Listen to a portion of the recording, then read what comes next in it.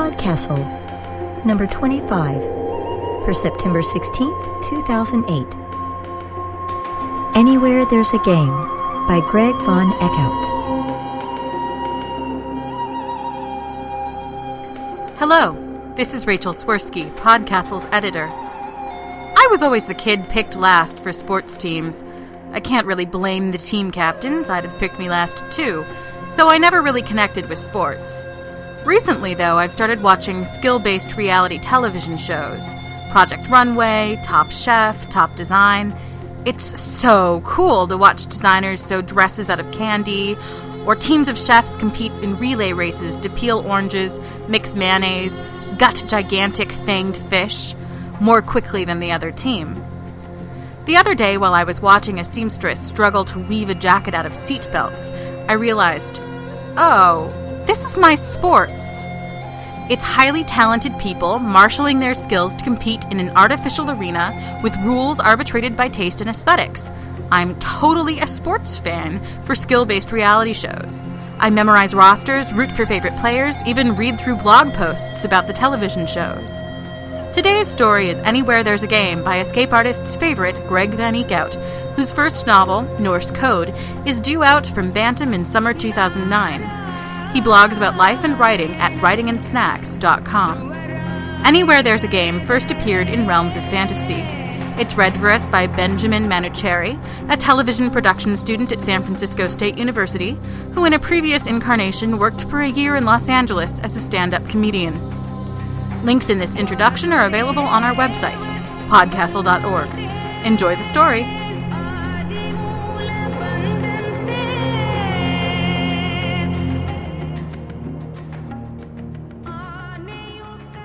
Opening tip-off.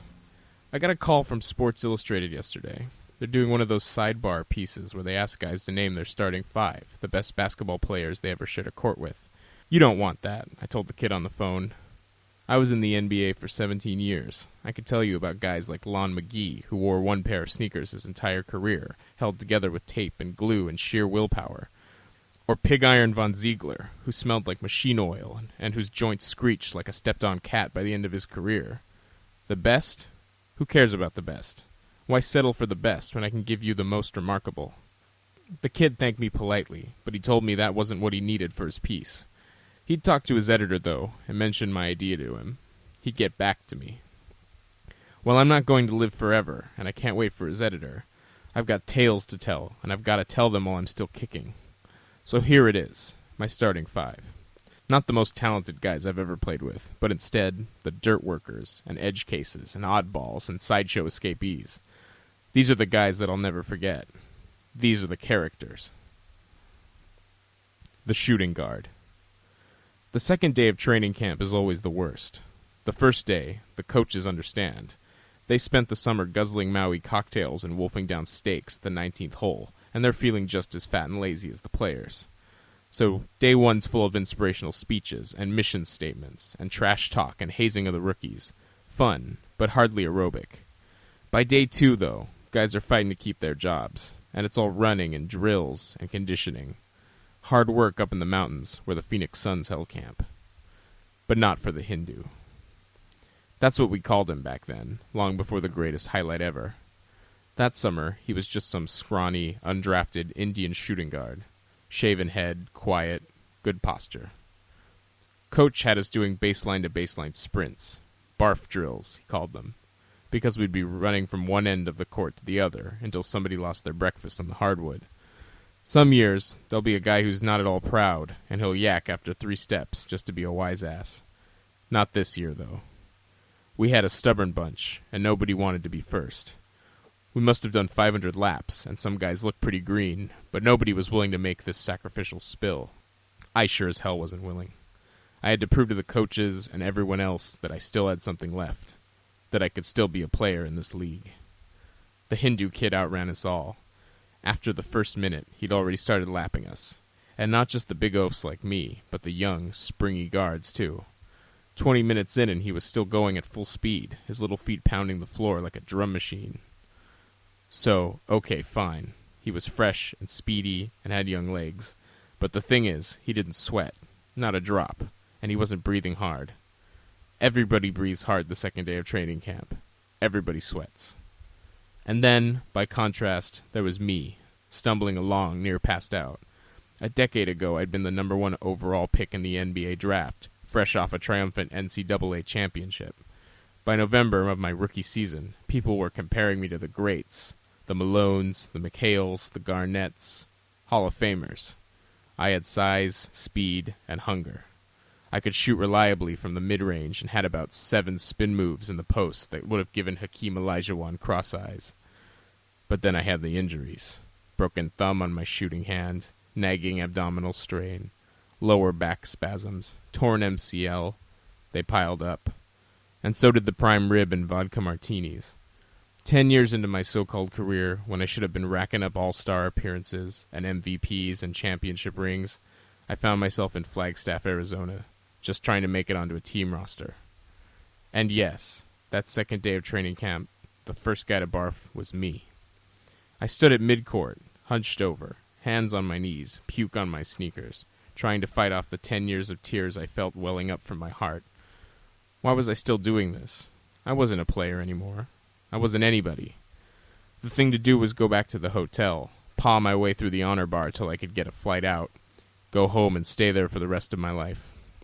I heard soft footsteps approach, and I looked into the brown, still acne-dotted face of the Hindu. Oh, you know his name. Lee Sai Baba, the fakir. He gave me that far-off stare that the league's best defenders would learn to fear, and he said to me, in his painstaking accented English, "I can pierce my cheeks with needles. I can sleep on a bed of nails. I can put my hand in boiling water. I can hang from a tree with hooks in my back. If you wish, I can teach you to run 500 laps and not vomit." I must have stared at him a full minute before I could catch enough breath to talk. "Yeah," I wheezed, "and what do you get out of it?" "When you rebound the ball," he said, "you will pass it to me. I will score. This way, we win many games." Well, you know.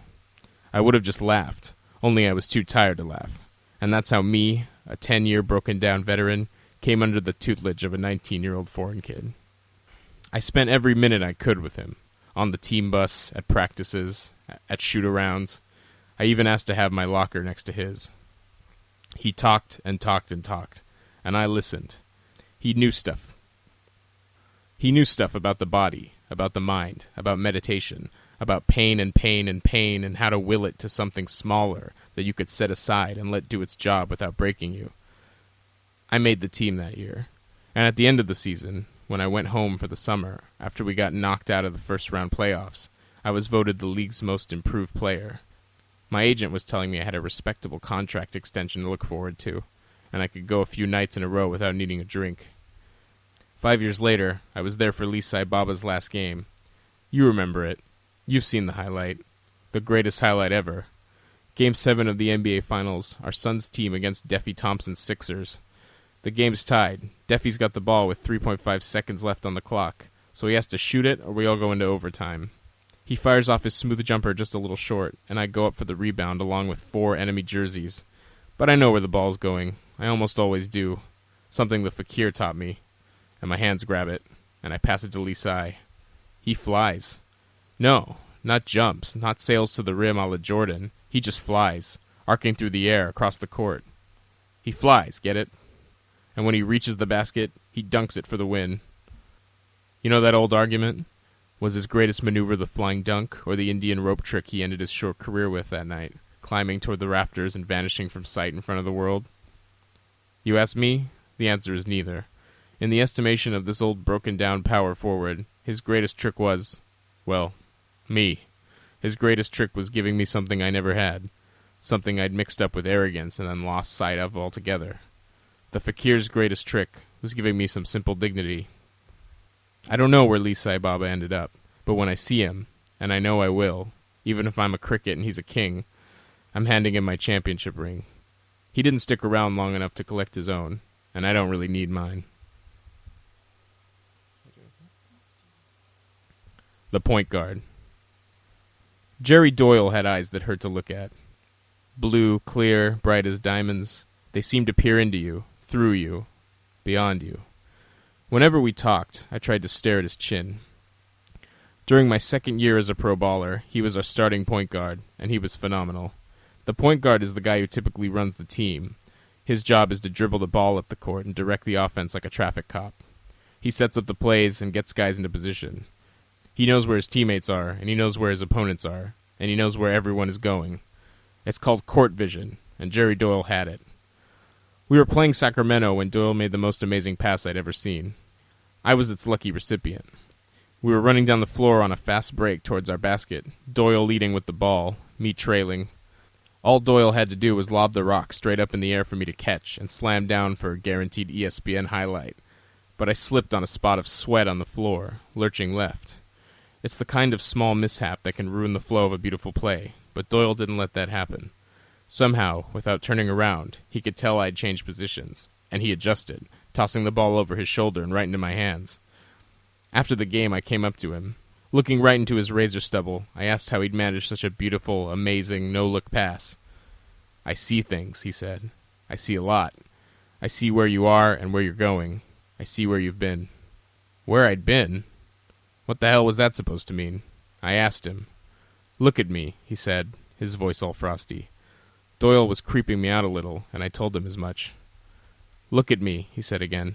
"You really need to." I lifted my gaze and met his eyes. I felt my skin grow warm. My face tingled, and a weird burning headache nestled in my forehead. "Don't," I whispered. "I see things," he said. "You were always big for your age. From the time you were a toddler, people thought you were older than you really were and had higher expectations of you. Your father played ball, a little bit, but not good enough, and he accumulated empty bottles instead of trophies. He blames you for doing what he couldn't, and yet you can never do enough. You support your mother and 2 sisters, but they'll be gone soon, and all your money and fame can't